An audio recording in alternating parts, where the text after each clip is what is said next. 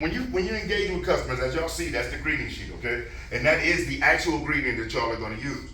And I want you to understand something. There's a reason why when you approach a customer, okay, and you welcome them to the dealership, the very next thing you do is, hey, welcome to Gainesville Nissan. My name is Brian, and you are? Robert. Robert, a pleasure to meet you, Robert. Do you mind if I jot your name down? I just want to make sure I give you the utmost respect. Is that cool? That's cool. All right. Is it R-O? B-E-R-T. Robert, B-E-R-T. Okay, thank you, brother. Let me ask you, are you here to see anybody in particular? Robert, or is this your first time here to Gainesville Nissan? First time. Really? Thanks for coming in, man, and congratulations. You made a good choice. Which one of our vehicles would you like some information on? The Armada. The Armada? Awesome. Well, as you can see, we got several options of that. So let's do this. Follow me inside. We can get up out of this heat. I'm just going to ask you a few questions. I'll get you all the information on the Armada that you feel works best, okay? Sure. Boom. Now, the reason why when we approach a customer, we start off with welcoming them. We give them our name, but then we ask them a question, and yours, okay? Then we ask them, hey, do you mind if I jot that down? Then we ask them, are you here for an appointment, or are you here to see somebody in particular? Then we ask them, which one of our vehicles would you like some information on? The reason why the greeting starts off with questions like that, number one is, to maintain control of the situation, he or she that is asking questions is in control because they dictate the direction of the conversation, right? And it also establishes a rhythm with you and your guests. And you want to establish that rhythm early, which is when I ask, you answer. If you don't have that understanding and that control there, and you moving forward, you really don't have anything, and it's very unstable. Okay? And at the end of the day, you need that guest to be willing to, when you ask a question, that they feel comfortable enough to give you information. Because without the information, how can you really help them? So that's why when we start off, the greeting is so important. In a lot of situations, if not all, I truly feel the greeting is, out of every step is important. But the greeting by far, to me, is the most. Because you only get how many chances to make a first impression? One. And please believe these customers, based on their own perception, which is that people think that folks that in the automotive sales may try to be a little shady or try to misrepresent, they are looking for a reason to disqualify you. They're looking at the clothes you got on. They're looking at to see, are you groomed? Are you looking like you enjoy where you work? Do you even look like you represent and can afford what it is that you're offering to them? They're looking at all of this. And they're waiting to see if you do anything that's going to help them say, aha, I knew it. I knew they was shady. That's why it's very important in our process that we do everything we can to be more outwardly focused than inwardly focused. Okay? We're all about showing this guest, I'm here to help you buy. I'm not here to sell you anything. Remember, people hate to be sold, but they love to buy.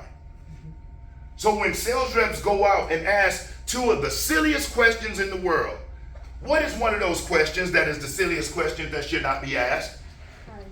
How are you doing, or how are you today? And here's why, y'all. Think about the logic of that. When you ask somebody, how are you today, or how are you doing? In order for them to actually answer you, they have to take a mental trip through what happened that day, maybe that previous night, maybe that previous day. And seeing as we have no idea what's happening in this individual's personal life, you really run a risk of making them relive or rethink some negative situation. And in sales, our objective is to keep the prospect as positive as possible as we progress them through the process. Okay? So when we ask somebody, how are you doing? Knowing that most people really don't care. As a matter of fact, I'm going to do an exercise with y'all right now.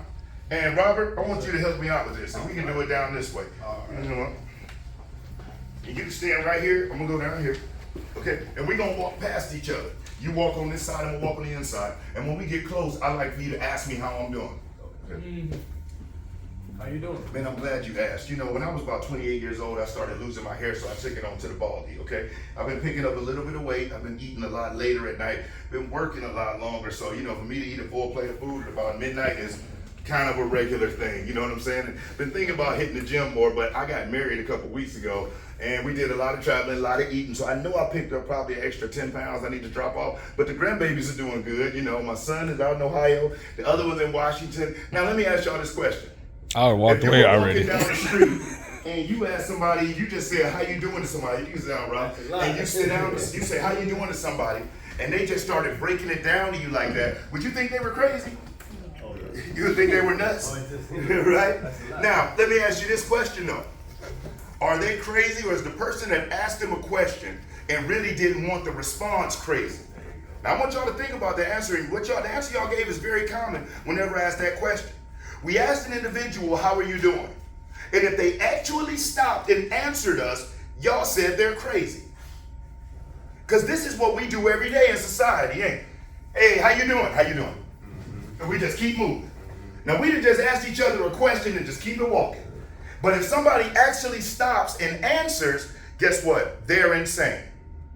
Think about us as a society, how messed up that is. So every time we say, how you doing? And y'all didn't grow up together. Y'all didn't know each other before you guys came in here into this dealership at all. But y'all all said, woo, they crazy. Okay? So imagine how young, and we may vary externally, but on the inside, we're more similar than we are different. And if all y'all felt that way, what do you think your customers think when you say, how you doing?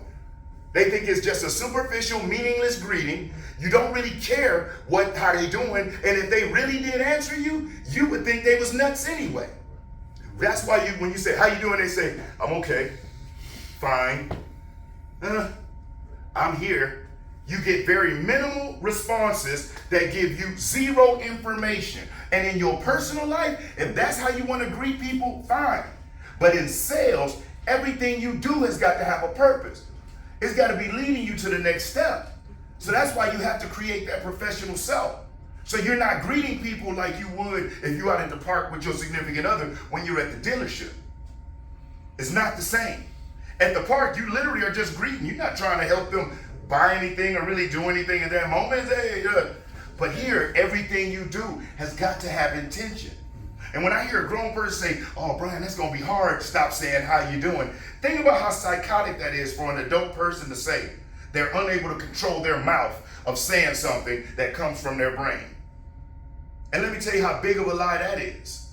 Because there are people say, man, it's going to be hard for me to stop saying this. Stop. When you go to your mama or your grandmama house, I don't care how much you might curse out in the street. I guarantee you get right when you get in your mama and your grandmother's house. Yeah. You won't even have to think about stopping cussing. It's just, whoop. You can have a full-fledged conversation, get loud and get out. Not one curse word will slip out your mouth in front of mama or grandma or maybe your kids.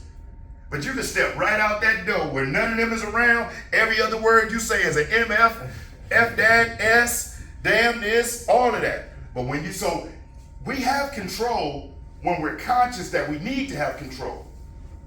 And that also means if an adult human being is saying things out of their mouth that they don't mean to say, that means that they are not mentally tuned in and checked in to what they're doing.